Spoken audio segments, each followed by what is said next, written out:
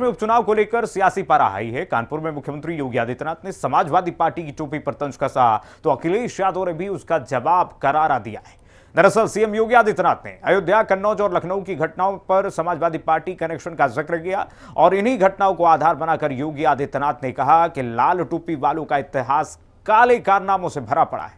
इस पर अखिलेश यादव ने पलटवार किया। उन्होंने कहा कि लोकसभा चुनाव में मिली हार के सदमे से सीएम साहब उबर नहीं पाए हैं, इसलिए उनको लाल रंग दिखाई दे रहा। सवाल है कि 10 विधानसभा सीटों पर होने वाले उपचुनाव को लेकर चल रही सियासी तनातनी कहां जाकर आखिरकार रुकेगी। रिपोर्ट देखिए जरा। लाल टोपी है लेकिन काले कारनामों के लिए लोग जाने जाते हैं। ये जो काले रंग की टोपी पहनते हैं उनका तो काले ही सब कुछ काला होगा। जो 22 का चुनाव हो रहा है इनका पूरी तरह से सफाया होगा। यूपी के सबसे बड़े सियासी दिग्गजों के बीच जुबानी जंग छिड़ी हुई है, क्योंकि यूपी में 10 विधानसभा सीटों के लिए उपचुनाव होना है। ऐसे में योगी आदित्यनाथ समाजवादी पार्टी के कारनामों को सबके सामने रखकर प्रचार कर रहे हैं। वो बता रहे हैं कि लखनऊ में किस तरह से एक लड़की को समाजवादी पार्टी से जुड़े गुंडों ने छेड़ा। अयोध्या में तो समाजवादी पार्टी नेता मोहित खान पर रेप का आरोप लगा, जबकि कन्नौज में एसपी के पूर्व ब्लॉक प्रमुख नवाब सिंह यादव ने एक लड़की का रेप किया।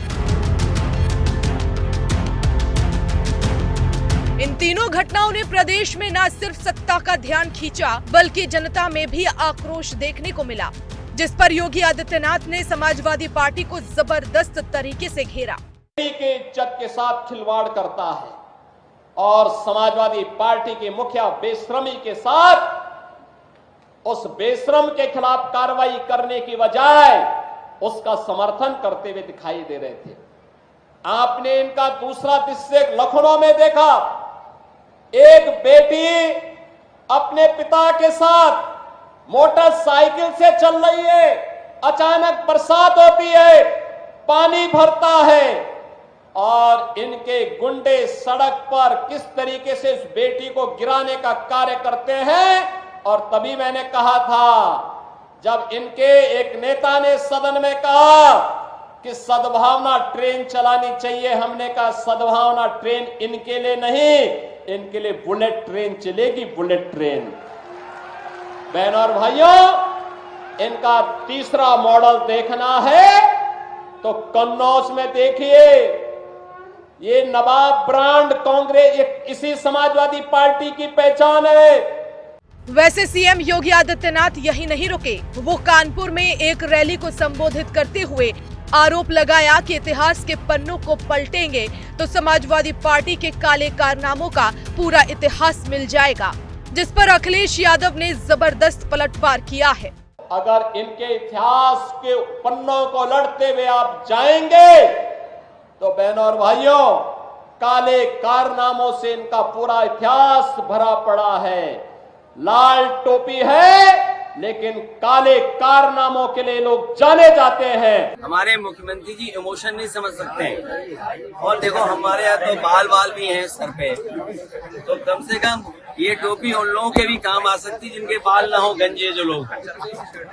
और देखिए जो काले रंग की टोपी पहनते हैं उनका तो काले ही सब कुछ काला होगा, इसलिए काले में बहस नहीं कर रहे हम।